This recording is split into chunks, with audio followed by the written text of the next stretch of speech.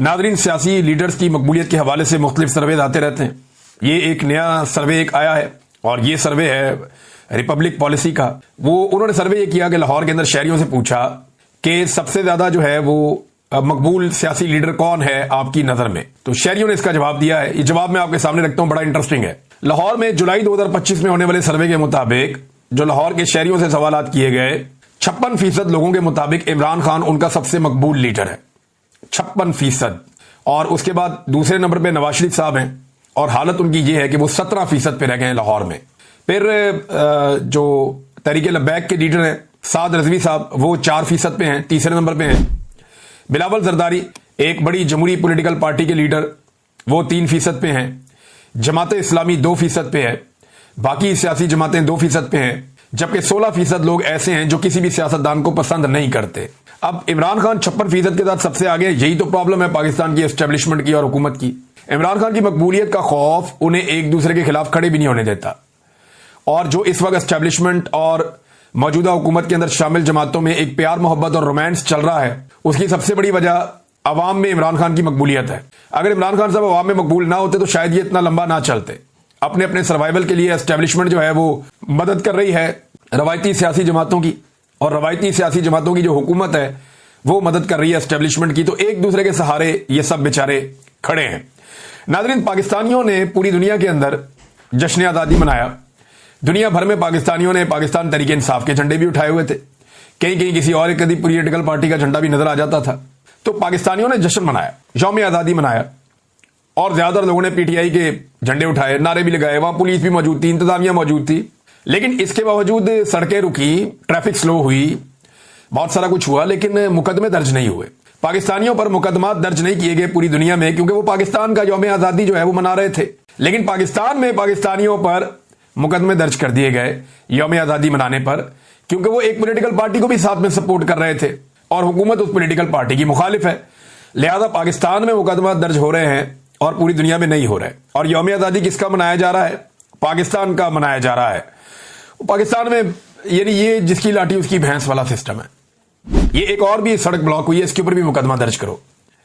ये एक वीडियो आई है जो खैबर पख्तूनख्वा से आई है। डीआई खान 90 किलोमीटर दूर इससे जो है वो डेरा इस्माइल खान का शहर है। और ये 90 किलोमीटर जब लिखते हैं तो ये जिला कचहरी को लिखते हैं।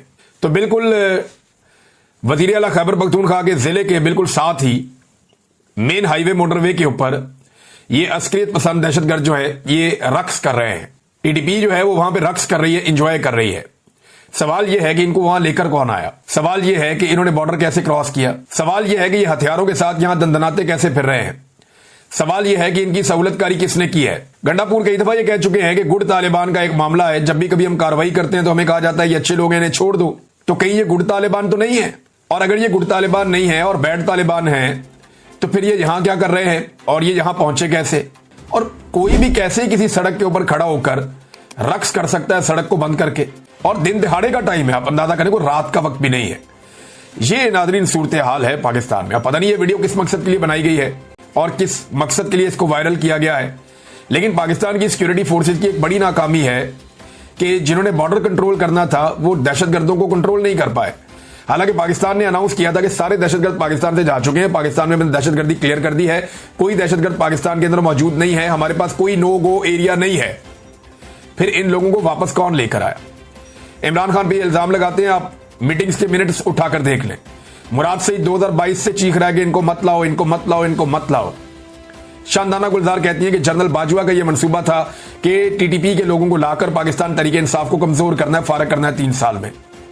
और आपको सड़कों के ऊपर ये लोग दंदनाते हुए नजर आ रहे हैं। ना कोई सवाल करने वाला है, ना कोई जवाब देने वाला है। हालात तो ये हो गए हैं। अस्करियत पसंद है, वो बंदूकें उठा के जनाब वहां पे मजे से रक्स कर रहे हैं, वहां पे घूम रहे हैं। नाज़रीन, कुछ चीजें मैं आपके सामने रखता हूं कि पाकिस्तान की हुकूमत की तवज्जो किस तरफ है। तो पाकिस्तान के अंदर जो बेहतरीन सब्सिडीज दी गई थी इस साल, वो ट्रैक्टरों की खरीदारी पर दी गई थी कि अगर किसान ट्रैक्टर खरीदना चाहते हैं तो हम उन्हें सब्सिडी दे रहे हैं, किसान ट्रैक्टर खरीद लें। लेकिन लगभग 22 साल के बाद पहली मरतबा ऐसा हुआ कि पाकिस्तान में किसानों ने ट्रैक्टर नहीं खरीदे। बहुत ही कम लेवल पे आके किसानों ने ट्रैक्टर खरीदे हैं। ये मेरे पास 2003 से लेकर अब तक का डाटा मौजूद है और ये डाटा अगर आप देखें तो Pakistan tractor sales drop to 22 years low. 22 साल के लोएस्ट लेवल के ऊपर पाकिस्तान में ट्रैक्टरों की खरीदारी पहुंच गई। कोरोना वायरस जब आया था ना, तब लोगों ने चीजें खरीदना बंद कर दी थी। कोरोना वायरस के दौरान भी जो ट्रैक्टरों की फरोख्त है वो इतनी कम कभी नहीं हुई जितनी अब हो गई है। उसकी वजह क्या है? किसानों के पास पैसे ही नहीं है। किसान पैसे आएंगे तो नया ट्रैक्टर लेंगे ना, उनके पास पैसा आएगा तो काश्तकारी में इजाफा करेंगे ना। फौज को शिकायतें लगाने वाले बच्चे का रोल रह गया ख्वाजा आसिफ का। ये नहीं कहते हैं पीटीआई की पुरतशद्दुद सियासत है और ये मुतशद्दद सियासत कर रहे हैं। 14 अगस्त पे भी कहा डंडे टुंडे मारे उन्होंने किसी को, या किसी जगह पे गोलियां चलाई है पाकिस्तान तहरीक इंसाफ ने। अब मुझे ऐसा लगता है कि ये फोबिया का शिकार हो गए इमरान खान के मुखालिफिन। कोई इमरान खान का नारा लगाता है, इनको लगता है तशद्दुद हो रहा है। कोई पाकिस्तान तहरीक इंसाफ का झंडा उठाता है तो इनके ऊपर तशद्दुद हो जाता है। ये इन चीजों से ज़हनी तौर पे टॉर्चर इनको होता है और इन्हें तकलीफ होती है कि आज हमने सब कुछ करके देख लिया, तब भी इमरान खान का झंडा भी उठा लेते हैं लोग, पीटीआई का, उसका नारा भी लगा लेते हैं। फिर लोग इमरान खान की मकबूलियत में भी इजाफा हो रहा है, तो ये चीज इनको टॉर्चर करती है। तो इस किस्म का तशद्दुद है। तो फिर ये तो पुरतशद्दुद सियासत ही हुई कि जब तक वो अपना झंडा उठाई रखेंगे, जब तक कि वो इस निजाम से लड़ते रहेंगे, तो इनके ऊपर टॉर्चर होता रहेगा। मुझे तो ऐसा लगता है कि किसी दिन अगर इमरान खान साहब ने यह कह दिया ना कि पाकिस्तानी पाकिस्तान का झंडा उठाकर निकलें, तो शायद पंजाब पुलिस या पाकिस्तान की पुलिस और फोर्सेस पाकिस्तानियों से पाकिस्तान का झंडा भी छीनना शुरू कर देंगी। यानी अगर इमरान खान कहे कि आप सब ने पाकिस्तान का झंडा उठाकर निकलना है, तो बहुत मुमकिन है कि पाकिस्तान की कौम से पाकिस्तान का झंडा भी छीनने की कोशिश शुरू हो जाए और पाकिस्तान की फोर्सेस इस काम पे लग जाएं।